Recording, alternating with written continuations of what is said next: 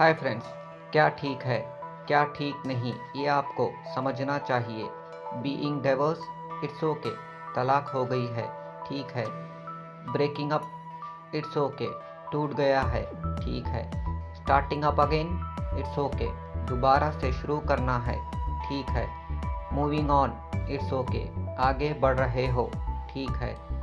Being alone it's okay, तन्हा अकेले हो ये भी ठीक है, मगर ये ठीक नहीं है, इट्स नॉट ओके कि आप उस जगह से उस सिचुएशन से आगे नहीं बढ़ रहे हैं जहां आपकी कोई कदर कोई वैल्यू नहीं है, न आपकी तारीफ़ की जाती हो। ये एक जुर्म है, डट इज़ द क्राइम।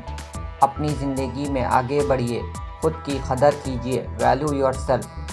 अगर आप अपनी कदर नहीं करते हैं तो सॉरी, कोई भी आपकी कदर नहीं करेगा, इसको समझिए आप। If you do not value yourself, sorry, nobody is going to value you. Understand that.